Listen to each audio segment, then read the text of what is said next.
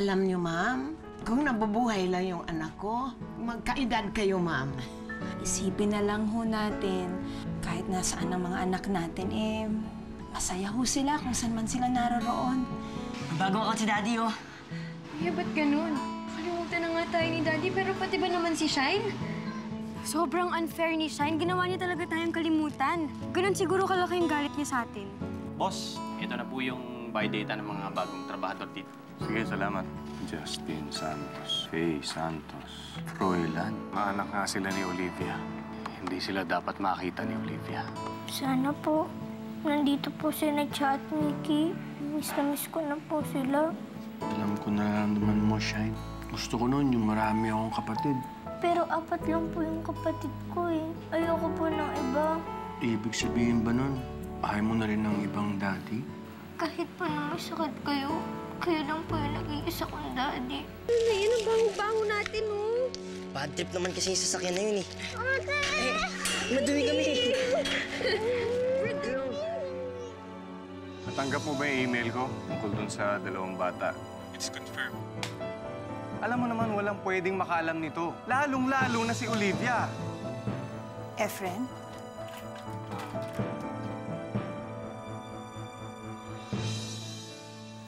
Anong sinasabi mong hindi ko dapat malaman? May tinatago ka ba sa akin?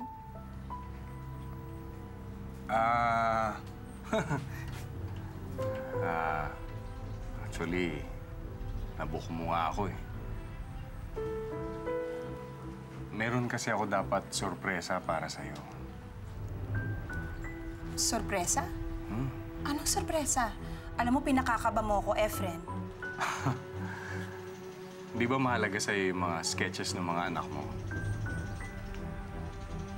Pa-frame ko yun. Pagagandahin ko. Bibigay kong surprise gift sa'yo. Kaya, ayun, kausap ko nga yung taong gagawa nun. Eh, ang kaso, nabuko mo na, kaya hindi na siya surprise. Naku, maraming salamat sa'yo. Ikaw talaga, mahilig ka talaga sa mga sorpresa. Mahalaga talaga yun sa akin. Salamat.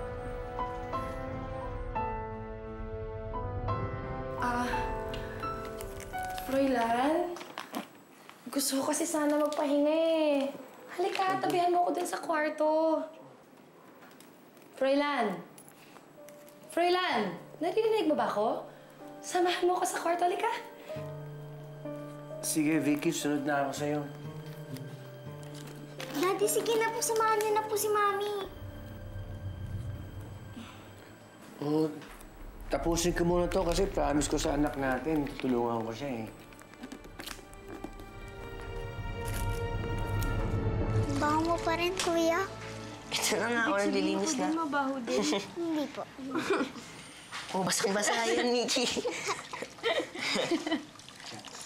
Ate,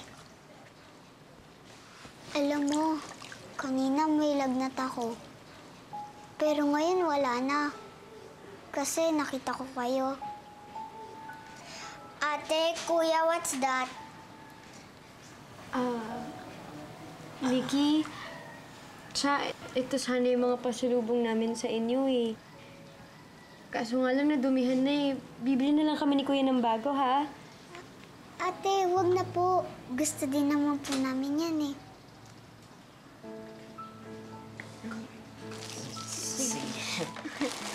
Oh, nahihirapan namin yan. Oo, ate. Thank you, ate. Ang ganda naman po. Thank you, Kuya. We love you.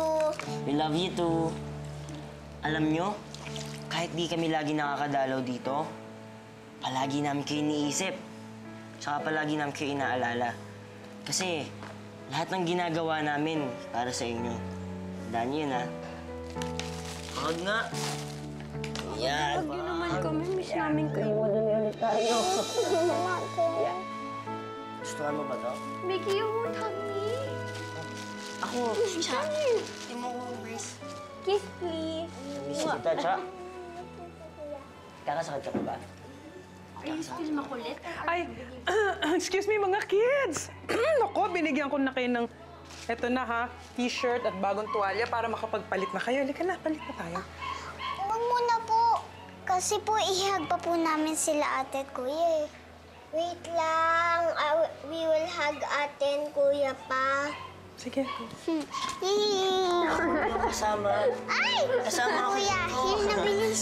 Bilis. Namiss kita dun. Alam mo pare, malaking problema kapag nagkita si Olivia at saka yung mga anak niya. Hindi dapat mangyari yun. Lalo pa ngayon na binigyan na ako ng pag-asa ni Olivia.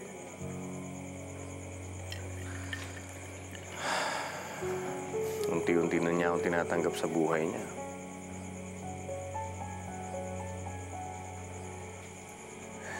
Hindi sila talaga dapat magkita, pare. Kapag ako nainis na talaga, sisipain ko na talaga palabas ng bahay ang si Shine. Biruin mo, sinabi ko lang kay Froilan na magmamigrate kami sa States. Naisip ko na gusto kong pumunta na lang kami sa States para naman maiwasan na namin si Olivia. Para matakasan na namin siya. Siyempre ito si Shine, kailangan kumontra. At itong si Froilan, sunod-sunuran sa bata. Mga leche sila. Nagseselos ka sa bata? Eh, tinanggap-tanggap mo dito sa bahay mo ngayon nagwawala ka dyan. Yun na nga eh. Hindi ko alam kung tama bang tinanggap ko pa yung batang yan dito. Pakiramdam ko talagang inaagawan niya ako ng atensyon ni Froilan eh. Bis, ano ka ba? Obvious naman eh. Mahal na mahal ni Froilan niyang si Shine. Natural. Anak niya yun eh. At paano na ako? Ako, the dead mind niya, ganon? Excuse me. Asawa ako ni Froilan. Kaya dapat mas matimbang ako kaysa kay Shine. Okay? Alam mo, ang hirap niyang pinasok mo, Efren. Napakarami mong mga tinago kay Olivia. Nabuhay pa yung mga anak niya. Na yung asawa niya nagkasakit. Kaya nakalimot. Pare, pag nagkataon, yari ka. Sigurado ako, isusumpa ka ni Olivia. Patindi ng galit niya dahil dyan sa mga pinagkakagawa mo. Hindi mangyayari yun, pare. Siyempre, hindi naman ako papayag na magkaganon. Kayang-kaya kong lusutan yun. Alam mo ang maganda dyan? Ang gagawin ko, ilalayo ko dito si Olivia. Pagkatapos, didispatchahin ko yung mga anak niya. Hindi ako mabibisto, pare.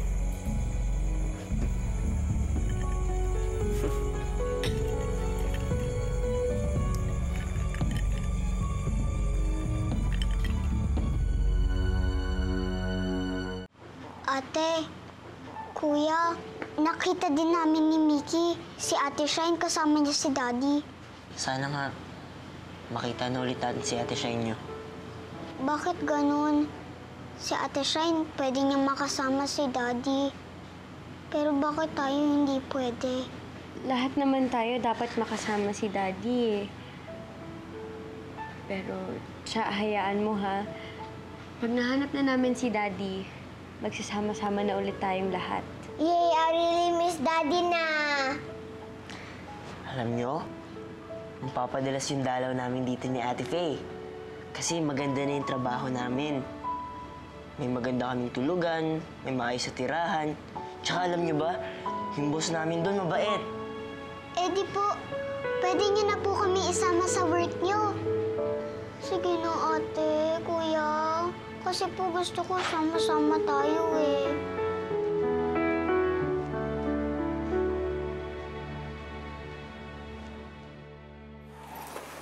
Aalis na tayo kaagad? Oo. May problema kasi sa iba kong negosyo eh. Biglaan naman ata. Pasensya ka na. Importante kasi makaalis tayo kaagad ngayon. Sayang naman hindi ko man lang nakilala yung mga bata. Sigurado ba kayo na kukunin niyo na sina Cha at Mickey? Ma'am Sally. Hindi pa naman po ngayon. magpapaalam muna po kami sa boss namin dun sa farm. Tsaka, tingin ko naman papayag yung boss namin na tumira si Natcha at Mickey kasama namin. Mabait naman kasi yun eh. Lalo na po yung babae namin na boss. Tita Sally, sige na po. Pumayag na po kayo na isama kami nila ate at kuya. I promise po na dadalawin po namin kayo. We also love you, Tita Sally. Kayong bahala. Usapan naman natin na pwede nyo nang kunin si Chacha at si Mickey kapag maayos na ang sitwasyon nyo. Pag okay na sa boss ninyo, kunin nyo na lang dito mga bata. O sige, mag-ingat kayo ha. Ma'am Sally? Maraming salamat po ulit sa kabutihan niyo po tsaka sa pag-aalaga niyo po sa mga kapatid namin. Laki-laki po ng utang na loob namin sa inyo. Walang anuman. Sige. Teka. Yay! Magkakasama na rin tayo! Mama, basta magpe-pray tayo kay Papa Jesus, ha? Na pagbalik namin ni Kuya dito, sasama na namin kayo. Pray palagi Pray. Okay. Girl. Embrace mo ako. Embrace kuya. Cha. Miss kita, kuya. Ingat ka ha. Opo. Miss ko kayo. Opo. Una na kami Good girl and good boy, ha? Opo.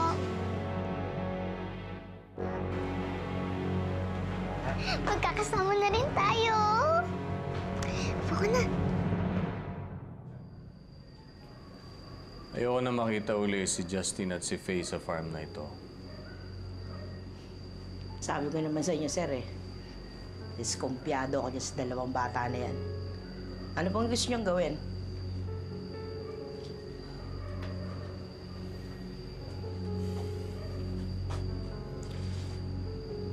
Gawin mo na ako anong gusto mo. Ikaw nang bahala. Basta ayoko na makita ang pagmumukha ng dalawang yun dito. Po kayo mag-alala. I-dispatch ako yung dalawang batang yan at hindi nyo na sila makikita dito sa farm. Ako na po bahala.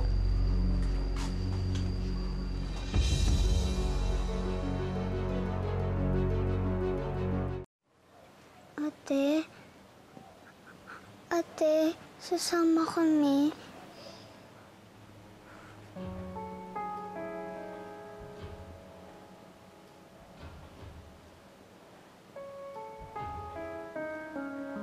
Sigurado ba kayo na kukunin niyo na sila Cha at Mickey? Hindi pa naman po ngayon. Magpapaalam muna po kami sa boss namin dun sa farm. Tingin ko naman papayag yung boss namin na tumira si Natcha at Mickey kasama namin.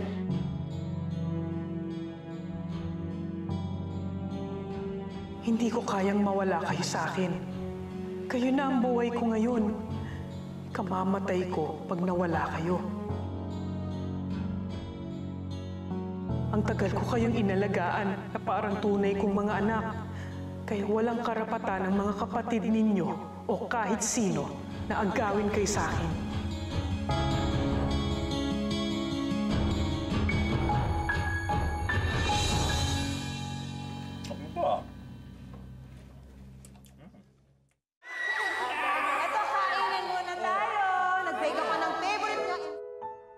Kuya, ganito yung lasa na muffins na binibake ni Mami, di ba?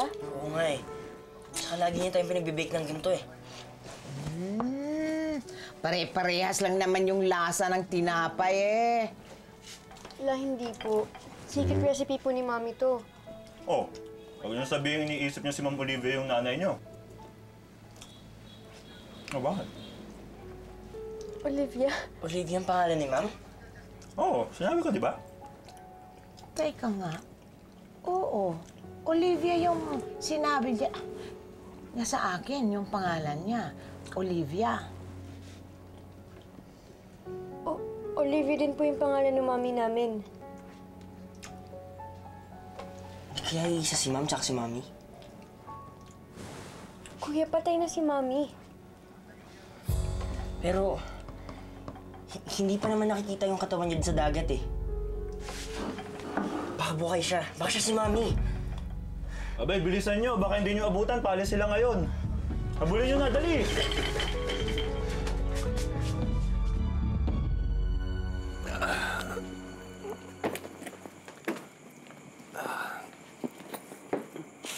Olivia, halika na. Baka mas mabuti pang daanan muna natin yung mga bata para makita naman natin sila bago tayo umalis. Wala na tayong panahon eh. Halika na. Ha? Sakay ka na. Gusto ko sana silang daanan kasi naaalala ko yung mga anak ko pag binabanggit mo sila sa akin eh. Halika na, Olivia. Kailangan na natin umalis eh.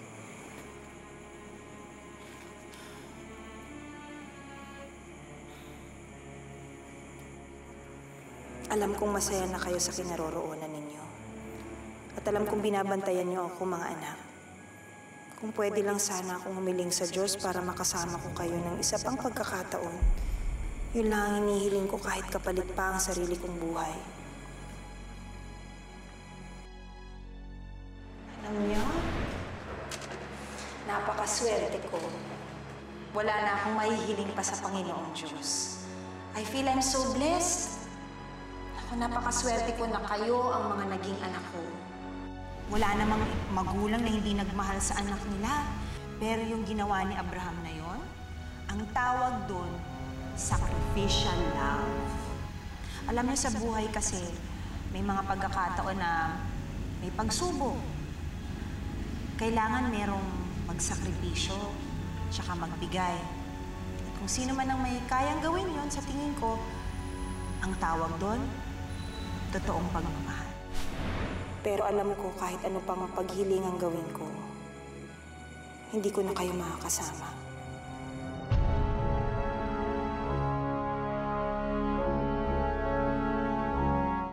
Kailangan natin sila mag-club tayo, Faye. Para malinis tayo kay Bossing. Pwede pa kasi Mami yun. Oh, alam mo na kung anong gagawin mo, Berto? Ano na naman to? Halika dito! Halika dito! Halika dito! Ginagawa mo sa amin! Hindi tama sa amin! Anong gagawin? Ano nga? Eh di tatapo na namin kayo at dididispatcha na namin kayo dito! Ano ba? Ano ba? Kuya! Ano? Kuya! Anong nagsaktan? Ang dami mo lang ginawa sa akin! Masasaktan! Efren, anong nangyayari doon? Nasaktan? Kayo nasaktan? Ano mag-intindi na? Sinasaktan nila yung mga bata, oh! Wala na tayong oras, Olivia. Halika na, sumakay ka na. Puntahan natin, kawawa naman yung mga Olivia! bata! Olivia!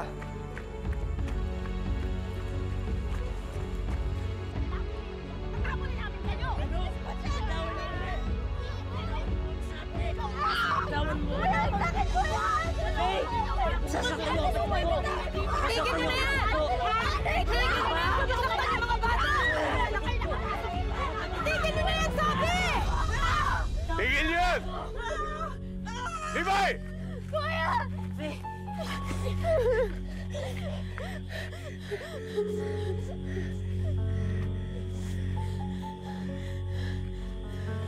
Mga bata, okay lang ba kayo, mga bata? Ha? Ayos lang ba kayo? Hindi ba kayo nasaktan?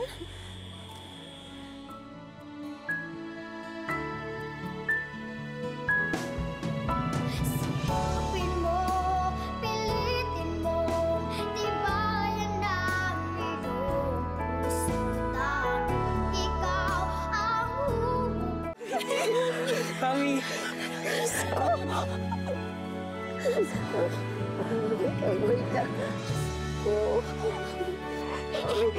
Mami, totoo po, Mami. Totoo ka, Mami. Diyos ko, buhay kayo!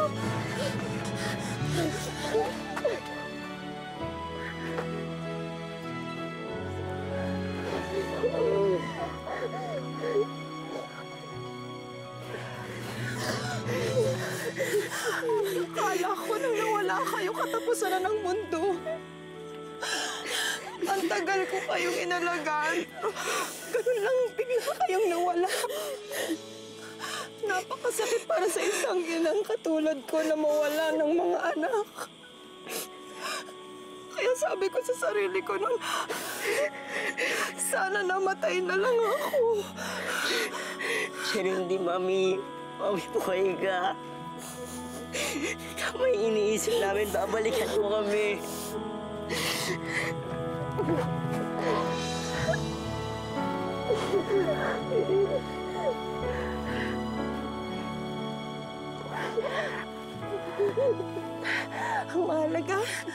Ang mahalaga magkakasama na tayo ngayon. Makakasama na natin yung mga kapatid niyo. Kasama niyo ba si Natcha, si Shine, si Mickey? Ha? Nasaan sila? Nasaan ang mga kapatid niyo? Ha? Mami, ang hirap-hirap nung naging buhay namin. Ayaw mo namin mahirapan si Natcha at Mickey, kaya pinaupo namin sila.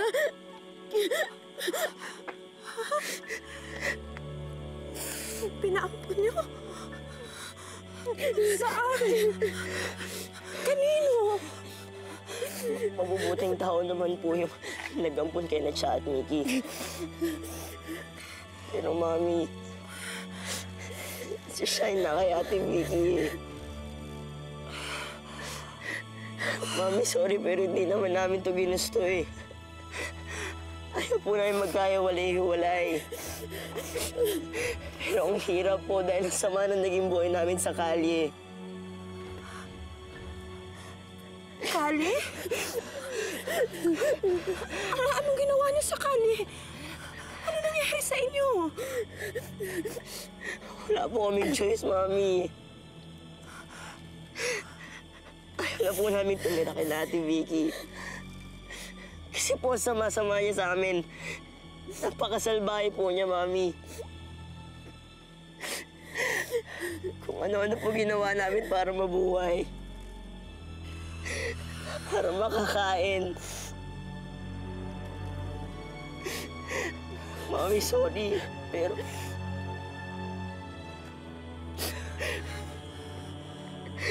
Mami, may kasalanan po ako sa inyo.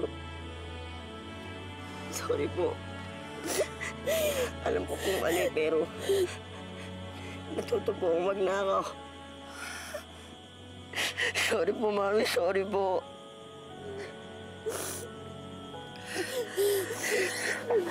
Ayoko namang gawin yun eh. Ayoko po.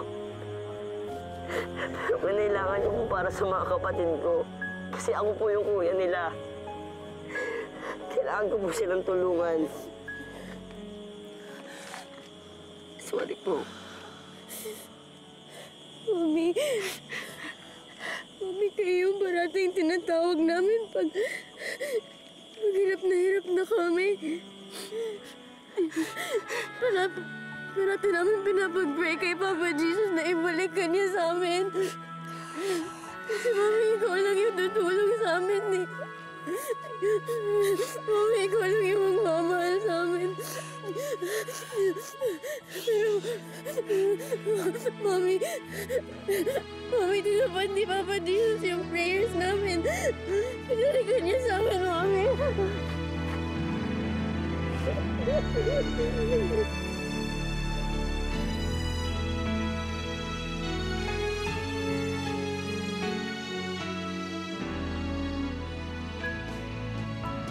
Pinaalis kayo ng daddy ninyo? It's not his fault. Naapektuhan ho yung brain ni Daddy dahil sa pagkakabangga sa kanya. Kaya pala hindi na ako nakilala.